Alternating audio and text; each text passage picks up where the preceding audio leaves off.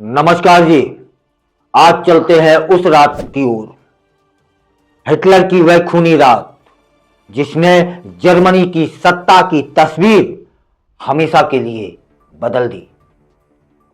इसको विस्तार से जानते हैं कि 1934 की उमस भरी जून की एक बेचैन करने वाली शाम थी, जब बवेरिया के शांत और खूबसूरत इलाके में अचानक काले यूनिफॉर्म वाले शूट्स स्टाफेल के दस्तों का शोर गूंज उठता है। उनके पीछे पीछे एक लंबी तीखी चाल से चलता हुआ आदमी अंदर घुसता है। एडोल्फ हिटलर, जर्मनी का चांसलर बने उसे 1 साल से ज्यादा हो चुका था, और उस दिन उसके चेहरे पर जो गुस्सा और बेचैनी थी, उसने माहौल को और भारी कर दिया। कमरे में कदम रखते ही उसकी आवाज गरजती है, सबको गिरफ्तार कर लो।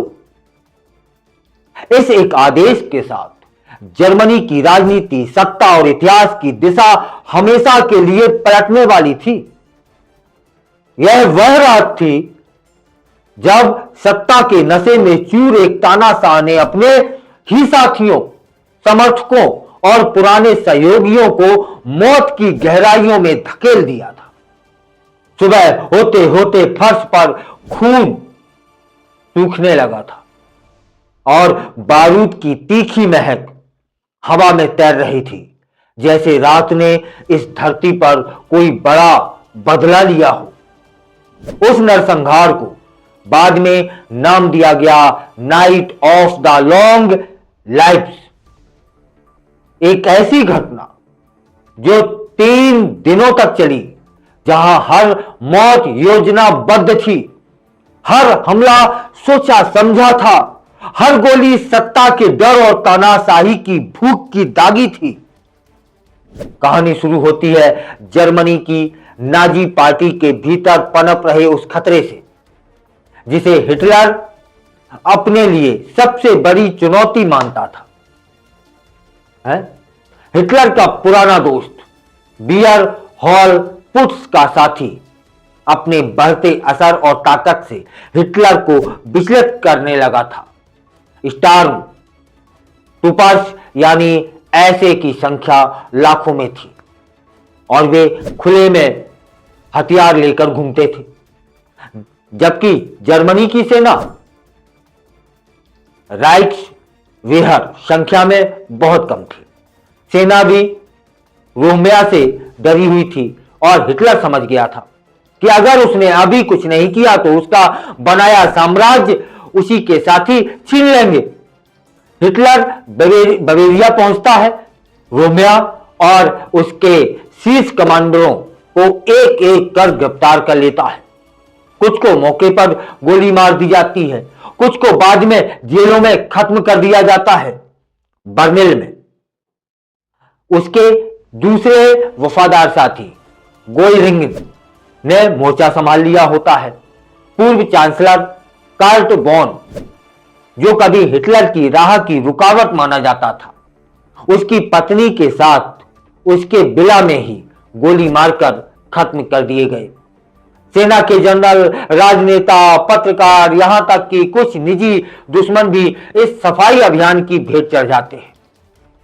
3 दिन में लगभग 200 से ज्यादा लोगों को मौत के घाट उतार दिया जाता है। हालांकि आधिकारिक संख्या हमेशा छिपाई गई है। यह खून का खेल था, जिसमें मारने वाले भी हिटलर के अपने थे, एसएस, जिन्हें वह अब एसए से ऊपर रखना चाहता था, और मरने वाले भी उसके ही आंदोलन के पुराने साथी थे, जिन्हें उसने सत्ता की सीढ़ियां करने के लिए इस्तेमाल किया था। पर सत्ता की ऊंचाई पर पहुंचते ही उसने उन्हें धक्का देकर नीचे गिरा दिया। नाइट ऑफ द लॉन्ग लाइफ्स का असली उद्देश्य हिटलर के विरोध को कुचलना ही नहीं था, बल्कि सेना को यह भरोसा दिलाना भी था कि अब वही जर्मनी का असली नेता है। उस नरसंहार के बाद सेना ने उसे देश का सर्वोच्च नेता मान लिया, और हिटलर की राह में जो भी बचा था वह भी धीरे धीरे मिटता चला गया। इस घटना के बाद नाजी पार्टी के भीतर हर विरोध की आवाज हमेशा के लिए खामोश हो गई। अदालतें चुप थीं, जनता डरी हुई थी और हिटलर का आतंक पूरे जर्मनी में ईश्वर की तरह फैल गया था। अदृश्य, सर्वशक्तिमान और नाकारणीय। अगले कुछ महीनों में हिटलर ने खुद को ईश्वर की तरह घोषित किया, एक ऐसा नेता जो देश, सरकार और सेना तीनों पर सर्वोच्च अधिकार रखता था। और दुनिया धीरे धीरे उस अंधकार की ओर बढ़ने लगी थी जिसका अंत 1945 में लाखों मौतों और खंडरों में हुआ। Night of the longs life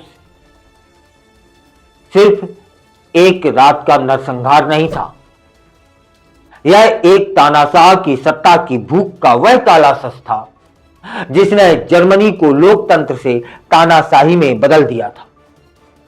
उस रात ने साबित कर दिया कि हिटलर के लिए सत्ता सिर्फ एक पद नहीं है बल्कि एक युद्ध है, और उस युद्ध में उसके सामने चाहे दोस्त हो या दुश्मन, अंजाम वही था, क्या? मौत। ऐसा था हिटलर का व्यक्तित्व, ऐसा था हिटलर की क्रूरता। वह सत्ता के लिए ना दोस्त देखता था ना दुश्मन, सबको एक ही सजा, मौत।